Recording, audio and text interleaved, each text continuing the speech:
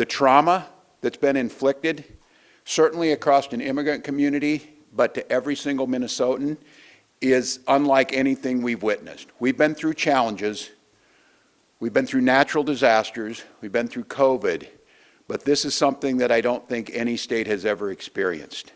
And through that entire time, the dignity, the compassion, the love, the care, and the absolute determination to do what was right never wavered amongst Minnesotans, whether it was standing in minus 40 degrees temperatures or it was delivering food to a family that simply wanted to feed their children. Minnesotans never wavered. And for that, I will be forever grateful. I think it's probably safe to say the rest of the country will be forever grateful because they showed what it means to stand up for what's right, to stand up for the true principles of this country, to stand with the Constitution, and to stand with human decency. And so I want to note that the announcement today by Mr. Holman, we are cautiously optimistic, as we've said, and that this surge of untrained, aggressive federal agents are going to leave Minnesota. And I guess they'll go wherever they're going to go. But the fact of the matter is, they left us with deep damage, generational trauma. They left us with economic ruin in some cases. They left us with many unanswered questions. Where are our children? Where and what is the process of the investigations into those that were responsible for the deaths of Renee and Alex? So while the federal government may move on to whatever next thing they want to do, the state of Minnesota and our administration is unwaveringly focused on the recovery of what they did. And there will be many steps in this process, many answers that we still need to get and will pursue. But as we started earlier this week, one of the first things we can do and what we're focusing on today is what can we start doing on the economic recovery, the damage that has been done to our economy, specifically to small business owners, and even more specifically to immigrant small business owners, which for every other administration and for most of our history is the epitome of the American dream. Come to this country with nothing and build something to be proud of, build something that creates jobs, build something that creates this incredible diversity and a food scene across this state that is second to none, to entrepreneurship, to the work that they've done. Meeting a few weeks ago down at the Hmong Market, and a gentleman who came here and got a food stall, and 3 of his children are now medical doctors that went through American universities to become medical doctors to help make this state the best for health care. Those are stories we should be celebrating, not dangerous police chases through peaceful neighborhoods, not little boys in little backpacks being hauled away, and not mourning of parents and family for American and Minnesota citizens being killed on the streets. So, Minnesota, on behalf of not just this state but the country, thank you. That same energy now needs to be directed towards recovery, to finding ways that people have done during these challenging months to go forward. So I want to say this damage is still being assessed, but we do know, and you're going to hear from some folks, you're going to hear from Henry, you'll hear from Commissioner Varilek about where we're at on the front end of this, and we're going to be proposing a reinstitution of our Small Business Emergency Fund. It's what we used very successfully during COVID in the recovery and the economic recovery that we saw in Minnesota that outpaced most of the rest of the country.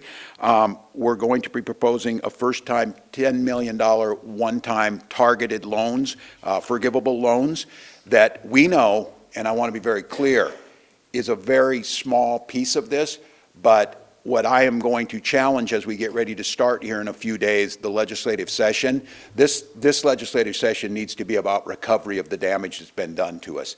I am also asking our team, and I'm going to make appeals to our federal delegation, the federal government needs to pay for what they broke here. There are going to be accountability on the things that happened, but one of the things is the incredible and immense costs that were borne by the people of this state. The federal government needs to be responsible. You don't get to break things and then just leave without doing something about it. So we're going to be asking the federal delegation to be investing and doing the things necessary. We have been in contact with federal leadership as a negotiation is happening right now on DHS funding and all of the things that we have an expectation, whether it be the investigations, whether it be going forward, no masks, because this, I got to tell you, one of the things, and I'm in contact with a lot of my colleagues, both at the federal level with the Senate and the House, but especially governors, I don't want these folks showing up somewhere else and doing this. So the changes that need to be made, the investments that need to come back, they need to show, they being the federal government and they being this administration, they need to do more. But I'm not going to hold my breath that the federal government's going to do the right thing. What I am going to do is I'm going to bet on the people of this state, and when we come into this legislative session, an expectation is this should be a bipartisan effort to protect these businesses, to protect what we have in Minnesota, to make changes here to improve this state. That should be very easy. And I think we've seen just some of the data surrounding this. There's very few things in this state that are more unpopular than what just happened to us. And there's few things that are more popular than recovery and supporting small businesses. So Minnesota, I know you've been through a lot. I know that we're still in the deep part of winter. But it's going to be 40 today here. The sun's going to be shining, probably a pretty good metaphor for spring is out there, summer over the horizon, but it's going to take a lot of work. So the expectation is of myself and our administration and the elected leaders, we get busy in this legislative session and start repairing the damage from this, start putting in safeguards that it doesn't happen again.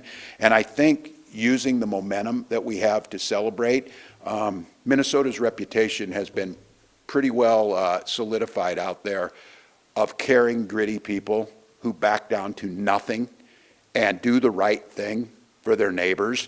And I think now we continue that same attitude into this legislative session and into this recovery to help the folks standing behind me and thousands of others to get back what they do best, creating jobs, creating opportunities, creating a good life, being able to see their children go off to school and then celebrate by, watching a baseball game when things start up here this spring. We're not asking that much, but there's going to be work to do. You've got our pledge that we will do everything possible to make that happen, and today is a very small first step, but it is a concrete step that can make a difference. With that, I'm going to turn to Deed Commissioner Matt Varilek to talk a little bit about how we expect this program to work, and then we'll hear from Henry as a spokesperson for what the impact has been of a small business and what this can do to help. Commissioner Varilek.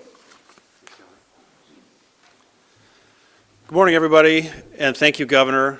And I would echo, first of all, the Governor's sense of Minnesota pride right now for all that we've been through and the way we have stood up, and also the optimism about the fact that we now may be at a transition point in this process, if indeed the federal presence will be winding down. But I want to emphasize what he said, that the economic impacts will be very long-lasting.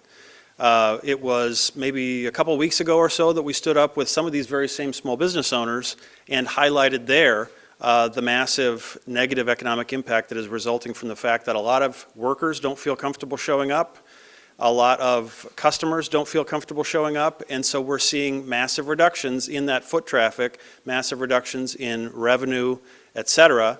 And so that's why it is so important, first of all, that the Governor launched the Shop Local campaign as part of our Shop Local Stand Together effort in this month of February, and now this additional measure of the $10 million in targeted small business partially forgivable loans we think is another important step. And just to elaborate on that a little bit, the notion is that the loans would be 0% over 3 years. After 1 year, there would be an opportunity to seek 50% forgiveness on the basis of proving that you have had substantial impacts from the presence of the federal agents. The eligibility would be businesses with annual revenues between $200,000 and $4 million, so it's targeting small businesses, and the value of the loans between $2,500 and $25,000. And so again, to acknowledge the point that the governor made, we know that the economic harms are far in excess of that, but this helps, we believe, alongside the other things that we've been doing and that others have been doing. Also would note that we're working with some private sector partners to seek reduction or even elimination of some of the fees that private sector service providers provide to small businesses. Not sure, if they will take us up on that, but that's one other effort we're doing. And we again applaud folks like the Minneapolis Foundation, Latino Economic Development Center, and others who have stood up private sector funds for small business relief, and in many cases those have been funded by some of our larger businesses in Minnesota, so an example of mutual support. All of those things we hope at least mitigate some of the harm that's been done here. And to give you an example of that harm, number one, last night I was out at a great place, Sabores Fresh Market in St. Paul, a grocery store that has a restaurant in the back. I had some great pupusas, but heard heartbreaking stories once again of what massive impact there has been. And likewise, we are going to hear that story from Henry, who runs a supermercado in St. Paul as well. So Henry, if you would please join us and share your story. Thank you. Okay. I want to say thank you for everyone here. Thank you for the Governor Walz and the Commissioner Berling. I apologize for my accent. I want to speak in Spanish, but I had to speak English today. Spanish is my first language. I came from Colombia 23 years ago, looking for American dream. Many people, many immigrants from different countries came to America looking for the same thing, and we are working hard, and now it's difficult times for many families, for us, for many businesses, but we're still working hard every day, no matter what happens. We believe in our governor, we believe in the law, we believe in America. We're working for the dream. I want to read something that I wrote last night. Okay, my name is Henry Garnica. I own a Centromex supermarket at the East St. Paul, along with the partnership distribution company that serve other small businesses in the Midwest. Centromex is a neighborhood corner store with open door to welcome all people. It is a space where everyone feels comfortable to be in. Since federal ICE activity increased late last year, everything has changed. On December 11, my store was targeted. We were lucky, nobody was detained, but the impact caused for a lot of damage for small businesses, including my business. Sales down in many cases between 30 or 40%. It's a lot, and the recovery for that takes a long time and more energy. We had to do a big job together. My customers are afraid to go in shopping. You have to adjust the operation. We had to lock the door. It's not good because we are in America. We never expected that. We are worried about how the things are coming, but we hear from our governor that the things change soon. Will be a good environment for everybody, for the whole communities, not only for immigrants, not only for Latinos, not only for Afro-Americans, it's for the whole community, for the whole Minnesotans.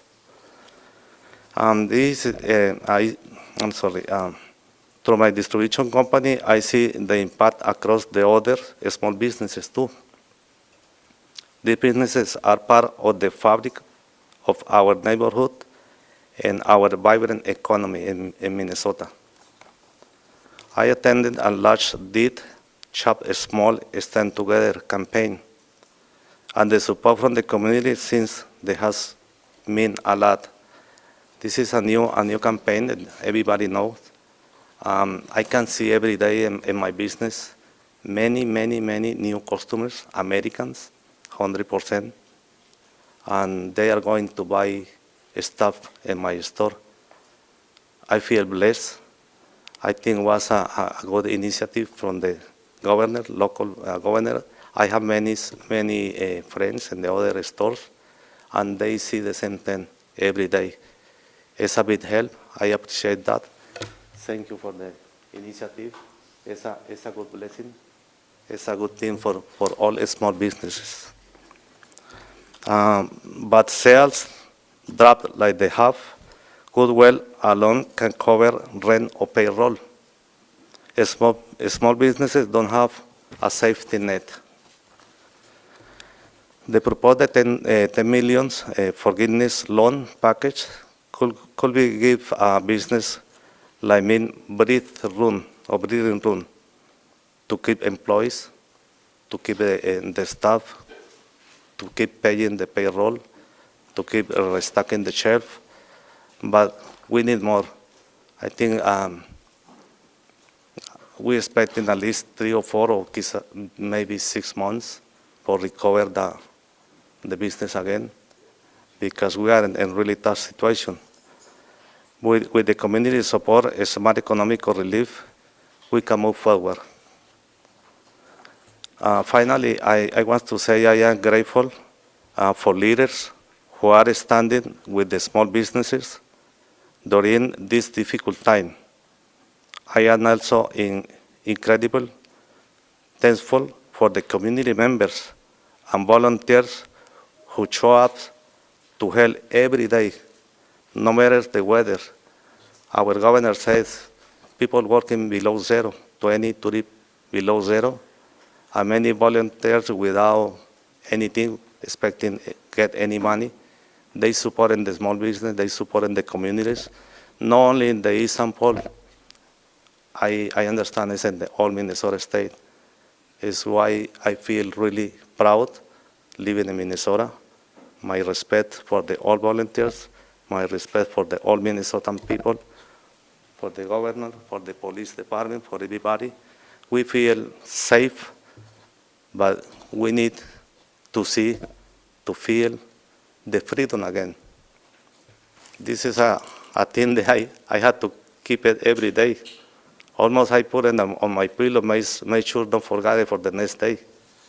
And the other thing I had to keep on my pocket is my ID. But hopefully we don't have to do this more.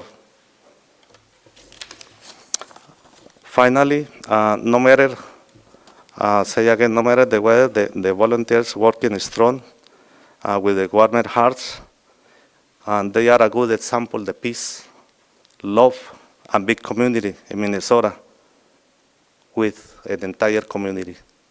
Thank you, Governor Wolf. Thank you, Commissioner. Thank you, and thank you for everybody, and God bless the all volunteers. God bless Minnesota. God bless all Minnesotans and all the small businesses, because we need to work hard and make the Minnesota hard, strong, and big state. And thank you so much for the opportunity. Grateful. Appreciate it. Well, thank you, Henry. And to Henry, and I want to speak directly to Minnesota's immigrant community, by extension, America's immigrant community. We see you, we hear you, we value everything that you bring. We understand here in Minnesota that there is no Minnesota without our immigrant community. And it was the wave of Norwegian and German immigrants a century ago, Hmong immigrants half a century ago, Somali, East African, no matter where you come from. We believe in those words. Give us your tired, your poor, your huddled masses yearning to be breathe free. This is a place you can breathe free. And my message to you is, the majority of Minnesotans and Americans stand on your side. They stand on the side that immigration is the core of who we are and that human decency. So as we go on this long road to recovery, it's going to be hard for many of you to get back the trust, to be able to go out again without fear you're going to be asked for your papers, or to be singled out because of how you look. We in here in Minnesota have always made that clear, and I will attest, that's why we were the target of this, because we are a successful multiracial, multicultural state that has one of the highest standards of living, that values our people and understands the people standing behind us are making that happen. So it's going to be a long road, but I think you saw, and I'll say it again, Minnesotans are decent, caring, loving neighbors, and they're also some of the toughest damn people you'll ever find, and we're in this as long as it takes. With that, we'll take some questions. Governor, how did this come together? You've been in talks quite a while with Borders Our Home, and can you walk us through that? We have been communicating a lot, and I just want to note, the way the state of Minnesota is addressing immigration is exactly the same today as it was 3 weeks ago, or 3 months ago, or 3 years ago. We've said that we are more than willing, and we understand it's our responsibility, and we support humane, rule of law immigration reform. It's why I've advocated as a member of Congress and as a governor that we need to have reforms that allow a path to citizenship for the folks we want here and the ability to do targeted enforcement for those who shouldn't be here. So we continue to express that. We continue to work. I think probably what changed was when Tom Homan came here, I could get a conversation with someone.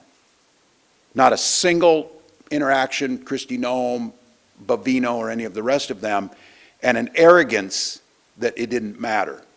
And I think, as I said again, it became very clear to the administration, especially after the murders of Renee and Alex and the horrific actions of these agents on the ground, that an issue the president saw himself as being strong, certainly politically, has eroded into a albatross around their neck. And so I think, in my take was, they knew they needed to get out of here, but in very Trumpian fashion, they needed to save face. So we've been talking, and I will say this, Tom Homan said today that he and I disagree on a lot of things. That is probably an understatement. But as I said when he first came in, and first thing he did was call me when he landed and then meet the next morning, is that at least there was a consistency to what he said, and he followed through with it. So we got indications that this is where they were headed. And again, I think probably we would be back to that pre-surge number in the very near future.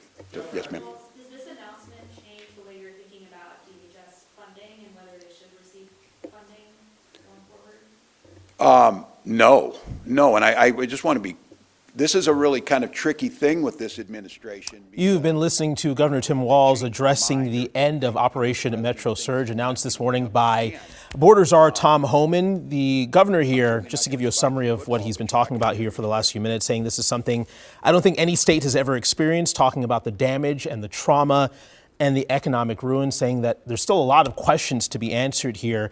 But he did credit Minnesotans throughout all of this, saying Minnesotans have never wavered. He credited Minnesotans for showing the country what it means to stand up for what's right, to stand up for human decency, and says he's cautiously optimistic after the announcement by Homan this morning. He also talked about how energy is now being directed towards recovery for small businesses. Many of them say they've been ravaged in the aftermath of Operation Metro Surge. We heard from that St. Paul business owner who says they were impacted, sales dropped by as much as 40% here in the last 3 months as Operation Metro Surge has gone on. So the governor saying damage is still being assessed here, talked about the reinstitution of small business recovery funds, similar to what we saw in Minnesota during COVID. Also talked about $10 million in forgivable loans for small businesses, and also talked about how the federal government, quote, needs to pay for what's broken, and says he'll be working with the Minnesota federal delegation to make sure that happens. We're going to have so much more on these breaking developments surrounding the end to the immigration crackdown in Minnesota coming up at noon, and then again at 4, 5, and 6 on KARE 11 tonight. You can also follow the latest online. We're now going to return you to regular programming.